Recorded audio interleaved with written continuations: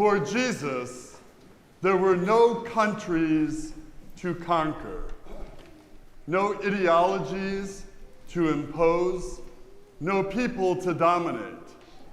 For Jesus, there were only children, women, and men who needed to be loved. For Jesus, there were no countries to conquer.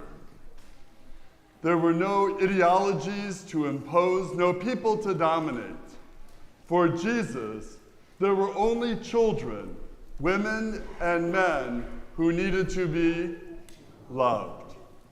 Today, as we celebrate the feast of Christ the King, to understand this feast and what it means and what it's all about, we have to pull an obscure line in the middle of today's gospel, where Pilate says to Jesus, "Jesus, what have you done?" Now think for a moment about what Jesus did. He fed the hungry. He healed the sick. He cared for those who were in need. He lifted people up in their moments of difficulty.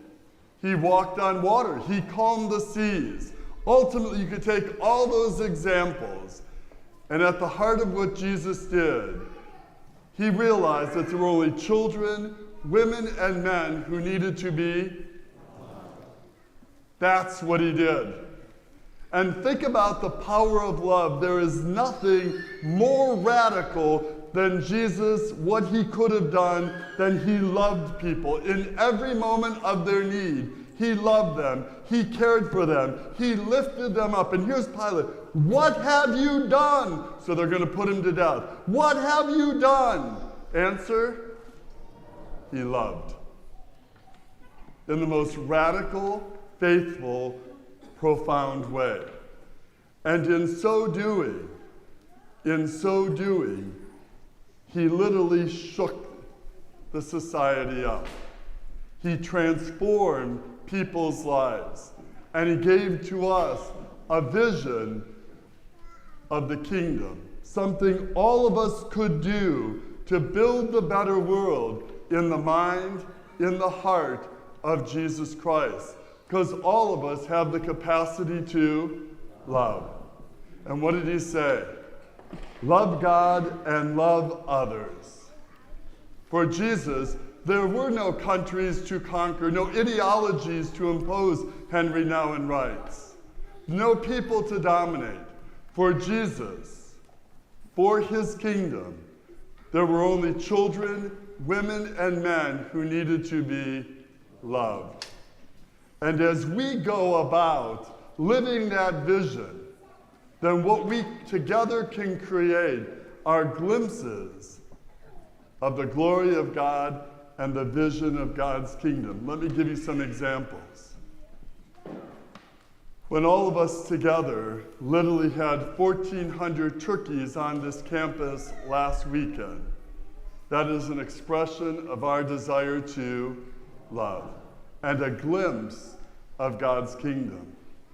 Al Carla will tell us, as 204 families lined up for food yesterday from our local community, expressions of your desire and our desire to, and a glimpse of God's kingdom.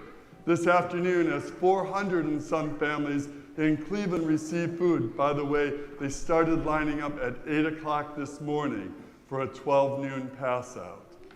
But for us to take care of those 400 families is an example of what happens when you and I choose to love in the name of the Lord and build up God's kingdom. Other examples, our second graders coming yesterday and this coming Tuesday for their first reconciliation, to reflect on the power of God's ability to forgive them so that we can be more loving.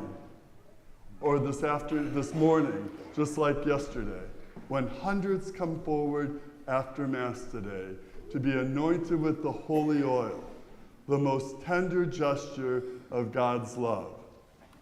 We see another glimpse of God's kingdom, and we see the vision of the Lord, which is to love. For Jesus, no countries to conquer, no ideologies to impose, no people to dominate. All Jesus saw was children, women, and men who needed to be loved.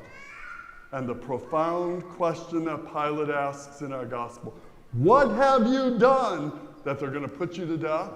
What did he do? What did he do? What did he do?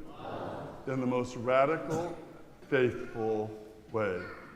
As you walk into the week, number one, every person you bump into is somebody you and I are called to. Think about that. Secondly, as you walk into the week, allow yourself to be so mindful, not only of the blessings of God, but what happens when all of us work together. Look for the glimpses of God's kingdom when you see yourself and others testifying to the deeper truth, the power of God's love. And thirdly, you're all going to laugh at this one. When you gather with your family on Thanksgiving Day, do not speak a word of politics.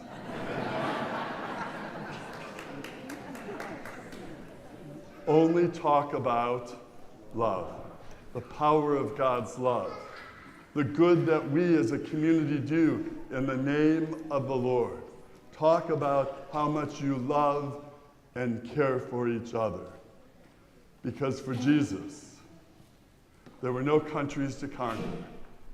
There were no ideologies to impose. There were no people to dominate. For Jesus, Christ the King, his vision, all he saw was children, women, and men who needed to be